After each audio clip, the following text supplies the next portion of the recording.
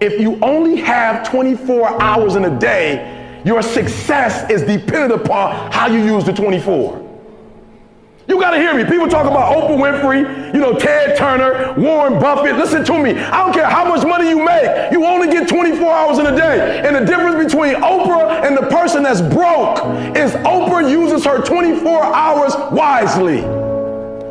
That's it. Listen to me. That's it. You get 24. I don't care if you broke, you grew up broke. I don't care if you grew up rich. I don't care if you're in college, you're not in college. You only get 24 hours. And I blew up literally.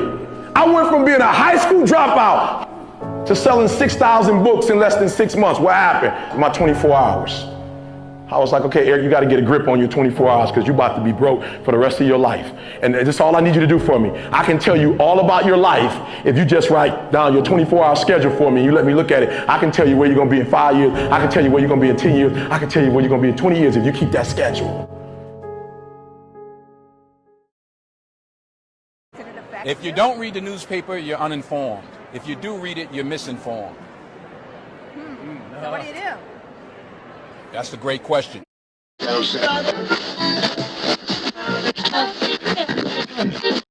Wade in the headlines, drowned in the bias. Listen to the story about a man named Mathias Ometu. Cause what happened to him can happen to you if you think you're really free and you dare to do what he did.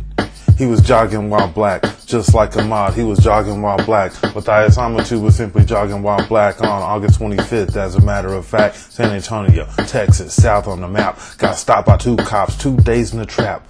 Ometu was jogging, got caught in the system. Cops gotta call domestic abuse victim. By now you know the line, he fit the description. That's all they had to say to confirm the suspicion. They put him in the handcuffs and tried to arrest him. That's when they say his demeanor became aggressive. I would too if I was being falsely arrested. He fought back, 1 whole hour contested. Cops took him downtown, threw him in the cell. He was stripped naked, violated how he felt. True darkness, it was a living hell. Innocent man spent 2 days in jail for jogging while black, just like Ahmad. He was jogging while black, jogging while black, just like Ahmad. He was jogging while black.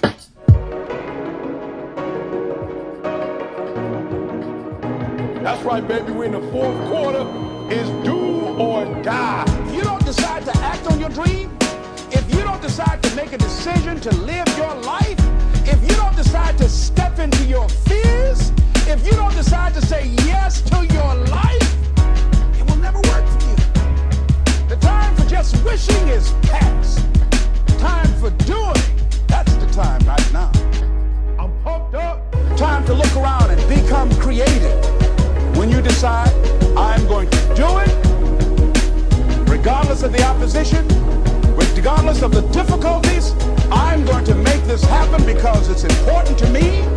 I'm saying the universe will yield to you. Life will never be the same again. This is why I work. This is why I grind. This is why I work. This is why I grind. This is why I work. This is why I hustle. This is why I work. This is why I hustle. This is why I work. This is why I grind. This is why I work. This is why I grind. This is why I work.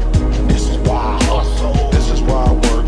This is why I hustle. The problem with most people is that you're not obsessed with improvement. You're obsessed with making money. You're obsessed with taking your business to the next level. And can I be honest with you guys? This is why I hustle. I came to Australia to get an upgrade. And when I go back, my wife will notice the difference. My kids will know a difference. Why? I'm obsessed with improvement. And if you're going to go to the next level, your values are going to have to change. This is why I work. This is why I grind. This is why I work. This is why I grind. This is why I work.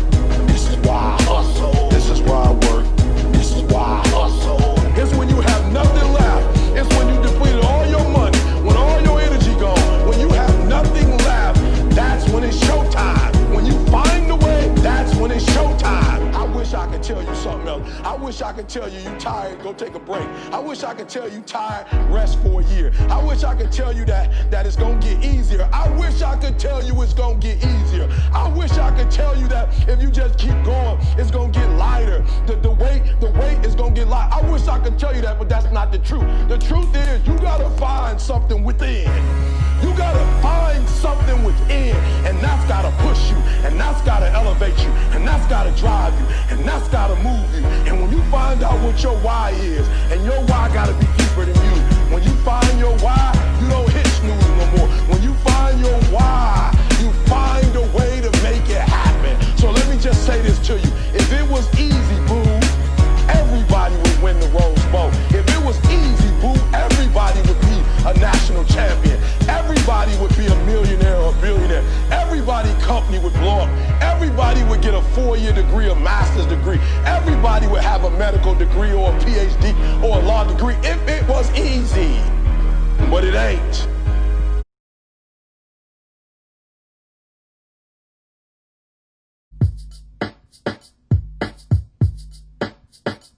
Covered his face in the hood, pushed the hood to the ground. For over 2 minutes, cops held his head down. His name was Daniel Prude. He was 41 years old. Died a week later because of the cops' hold.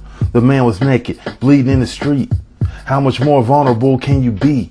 Several cops show up, packing heat, pointing tasers when it was clear to see that all he had was mental health problems. The police couldn't come help solve them. You would have mental problems too if the ones you call for help were the ones that killed you. Cops got a call, man running in the road. Nicolas Chavez, 27 years old. He was a threat, that's the story we're told. He grabbed the taser, 4 cops unload, 28 shots. There were 28 cops on the scene. Fire, meat, gasoline, beanbag rounds had Chavez on his knees. 20/20 clarity. It's plain to see that all he had was mental health problems. The police couldn't come help solve them. You would have mental problems too if the ones you call for help were the ones that killed you.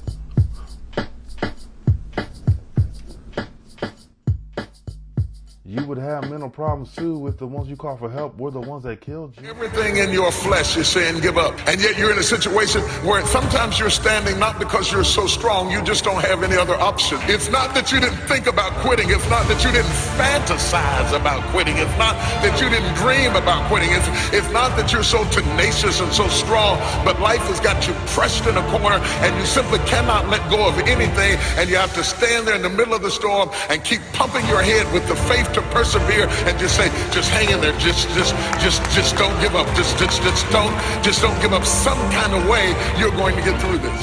Great people are people who don't cave in. They're not people where everything goes right. All hell can break loose, and there's still something down inside of them that says, I'll never give up.